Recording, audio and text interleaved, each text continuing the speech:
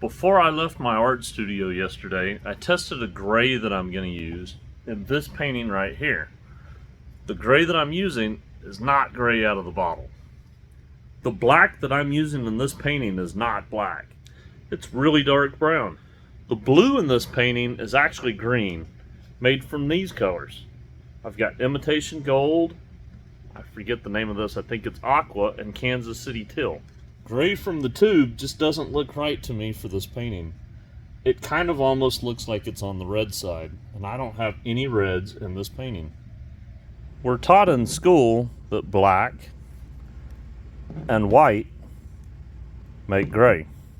In fine art painting, like this canvas here that I've been working on, if we use black and white to make our gray, a lot of times the gray ends up looking out of place in the painting. The grays that you see in this painting were actually made from blue and orange. So the painting I'm working on right now has a limited color palette to it. That means I'm really keeping it to a small amount of colors. In general, it's blue and yellow, or blue and imitation gold.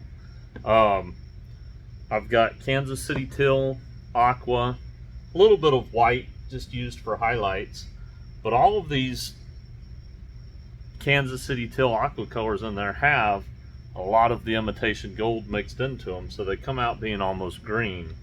If I put this up here next to it, you can kind of see it's a lot bluer than what's in the painting. That's because I'm trying to create unity. Every color in this has a little bit of the other colors in it. Even the gold that you see has a little bit of the blue in it. That way they all have something in common and they talk to each other. That's why if I want to make grays, I'm going to start with, or add into it, my dark chocolate brown here. Probably starting to mix it with this to see what we come up with for the gray. That way my gray that's in here is made from the colors already in here. I'm not introducing something new. Show you guys real fast, I made this awesome tabletop easel yesterday. I used one piece of plywood from Lowe's, some rope, I got some 1x2, and some door hinges. I think a pack of door hinges cost me $10 for 3 hinges. The rope might have been $5, I don't remember. $25 sheet of plywood, and I think these might have been like $2 and something a piece, and there's 2 of those. So for not a whole lot of money, I now have an easel that I could have 4 people working on at once if I wanted, or I can line projects up on both sides and have them stay up while I'm painting on them and just move from project to project. Really excited to have this here in the shop. I've been wanting one for a long time. Quick side note here, I had video footage of me mixing the colors for this painting and I really didn't like it, so I'm reshooting it. So this is after the painting's done, so you're going to see a little bit of what the painting's going to look like when it's finished. But after I'm done showing you guys how to mix, it'll go back to me using those colors so you can see how they work in that field of color that we're using. Alright, I'll try and keep this quick. I've got my cools, I'm going to call white a cool for now, and my warms. I'm going to start with something that's on the light end, but kind of close to the middle already as far as value is concerned, so light to dark.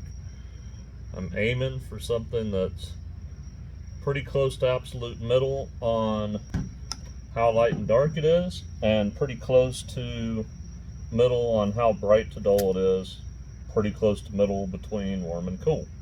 So I've got my aqua. I'm going to go ahead and add some of my darkest color. Not a lot to start off with because we want to see what it's going to do to it. And that warm chocolate there, not warm, dark chocolate, has some red tones in it, so mixed with the blue tones in that aqua, it's going to give us something that's like a really dull blue violet to start off with, which is actually kind of close to gray, but it's too cool for what we're doing here. So I'm going to warm it up. It's actually pretty close to middle right off the bat with what I got as far as light to dark. Might have to darken it up a little bit more.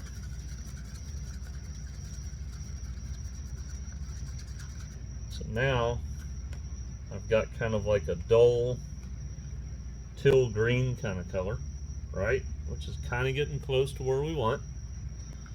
So the opposite of green is going to be red. So I'm going to come back to this.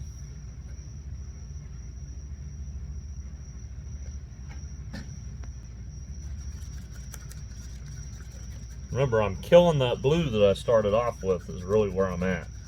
And I kind of like starting with the cool colors because one, I guess, way of using color in paintings is to use warms for a lot of your light sources and stuff and cools for your shadows. So this is going to be my grays. Man, it's getting awfully close. So I'm looking at it, it's a little green still. A little bit more of this. Remember, we're not trying to make perfect gray, we're trying to make a relative gray, one that fits within this painting, one that looks gray on this. Oh man, that changed it up quite a bit. Okay, testing again up here. Still kind of green, but getting super close.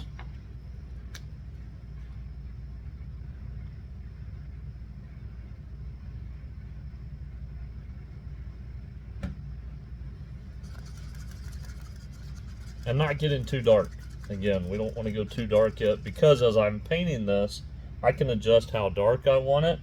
I can adjust how light I want it. I can adjust how cool I want it or how warm I want it within the painting, which is what I did. Like in this tire area here, I didn't want to be the same gray as the engine pieces and what's metal. So let's check this out. And that's pretty much spot on. See if you guys can see. I don't know if it'll focus on it. Maybe if I put my finger here. There we go. Okay, that's the color we're working with. A little painting tip here too. I find that it's best to work kind of big to small. So that kind of means working with my biggest brush, blocking in the biggest parts. Again, I'm adjusting these light to dark, warm to cool. Then I come in with the smaller brush and do details. So big things, then small things, or big brush, then small brush. Here I'm outlining all my leaf and everything with a pinstriping brush. Don't want to give you guys a full reveal here because this is supposed to go off to an auction. But there's my grays and how they look. If you're interested in seeing the final piece, you need to go follow Motorcycle Art Extravaganza on Instagram. Really happy to show you guys how to mix grays here with just the yellows and blues and the brown. Hope you can see what I was talking about how those colors there just work better when you make your grays out of the same colors you're already using. Again, if you guys like my videos, please click one of the links that pops up, hit subscribe, like, all that fun stuff. See you next time. Have a good day. Be safe. Bye.